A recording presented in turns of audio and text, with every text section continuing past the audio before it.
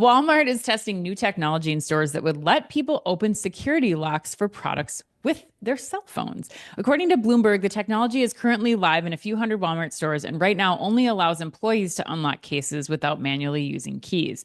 Well, the company is rolling out the test to its employees first. It has reportedly also discussed extending mobile unlocking to Walmart Plus loyalty members. Chris, this is also where A&M is going to put you on the spot with the A&M Oh, CRG question. Chris, they want to know being able to unlock secured products on shelf yourself versus waiting for employees would be a meaningful time saver and consumer experience benefit. But, Chris, would you have any yes. concerns about the exclusivity of restricting this to Walmart Plus members? Ooh, and that is an awesome question. We're starting out hot right out of the gates. My short answer to that question is 100% yes. I would have problems. I would Really? have concerns. Oh, Yes. But I'll okay. come back to that in a second because I think there's a Okay. lot of ground to cover with this story. So, first of Okay. all, I love this idea as a test. Okay. Having worked in a Target store where I had to find a key to unlock the video game cabinets when I did not have one was always a major pain in the ass and was definitely a big customer disappointment when, Yeah. you go to ask the employee that doesn't have it and you don't have it and you just got to wait and you got to find it. And there's far more mobile devices going around in a store than there are like sets of keys. That's my opinion Right. anyway. Right. Right.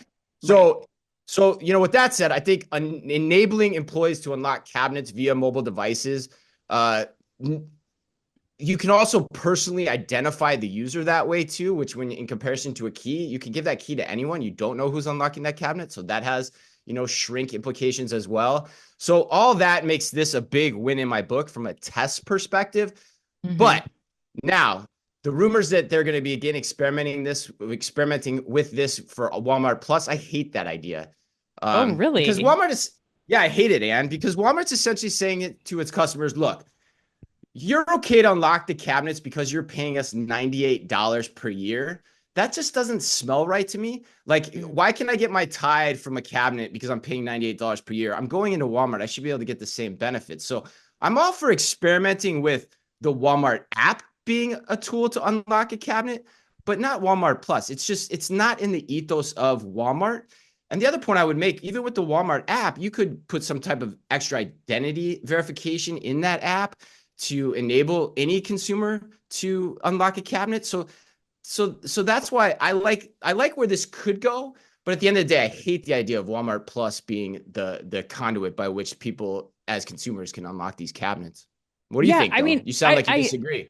I think that there's a huge opportunity here, and I think you're nailing it with the Walmart app. I think that very similar to how Target is doing, like the Target Circle, I think is a great analog for this, where you don't have to pay to be part of Target Circle. It's just the basic loyalty program. I do think that it would be okay for Walmart to include this as part of the perks of a regular loyalty program. I don't know that it makes sense for us to have, for it to just be for Walmart Plus members. But I think like this is a huge advantage, and it should, there should be some identifier. If this is truly the way that Walmart's going to go about this, and I still don't know that I agree that you know, keeping things under lock and key is the best experience as it is. Like I'm Well, much that's a more of whole a nother point. yeah, I'm much more of a proponent of going the Sam's Club way of things where, you're Right. identifying yourself upon entering and then you do have zero disruption to the shopping experience. Yeah. I also think like if now customers are opening up the doors, like how do they get locked again? Like I haven't seen these devices. I know a lot of retailers are testing them, but I haven't seen these devices firsthand for myself. So something kind of makes me curious about like, is this really going to stop shrink in the long term if, somebody leaves the door open or something happens after they grab their soap and knowing, just the traffic and throughput into a mass merchandise store like a Walmart, like that's bound to happen. So I guess I have a lot of concerns about like the bigger problem here of how are you going to identify who's in your store and provide an optimal shopping experience for those people. And I think that it's, having an app identify you that you don't have to pay for. That's one way of doing it, but I really think it gets down to the bigger issue of like how are you doing controlled entry and exit of the store, or how, like what's the real investment to make this shopping experience optimal for the future. Yeah, it's funny. My mind wanted to go there too, like the controlled entry and exit point. But the one thing that I don't think any of us really understand yet too is how much of the shrink problem is employee related versus how much is consumer related too. So in Hmm. a way, this helps solve the employee, issue, which a controlled entry and exit doesn't necessarily. Now, my hunch is that it's still a little bit of both and probably more on the consumer side than the employee side, quite honestly, because you can monitor your employees a lot more closely than you can your consumers, and you can take action on them much more swiftly than you can your consumers too.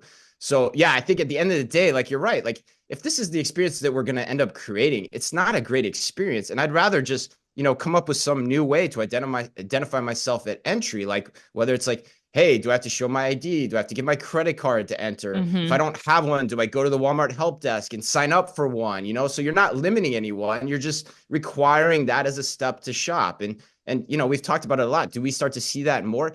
I don't know. I just like that. I'm with you. I like that idea better than Hmm. what this is doing. But this, given the constraints, is still like I think it's a smart test, particularly for the employee side of things. Yeah, I mean, I think the other thing too is like do you feel the same way about Scan and Go? Like, should Scan and Go then be limited just to Walmart Plus members like it is right now too? So, like, could you start to unlock that if again, like, does Walmart, to your point, because they Yeah. have this ethos, like, do you just create new abilities in the app because Walmart's still getting data from the customers, then they're still identifying the customers in that scenario. But can it be something that's available to everyone versus, just people who are paying that upper level Walmart Yeah. Plus Yeah, and we're going subscription? to go long here on this one in particular because this there's a lot here in this story, and your question about Scan and Go is interesting too because I had a conversation with a Business Insider reporter this week. He asked me that exact same question. And what I told him is like Scan and Go is an opt-in to use. I can choose to shop the store that way. But unfortunately, if I want to go buy it by Tide behind a locking cabinet, everyone is forced to shop that way. Hmm. That's why this feels different to me.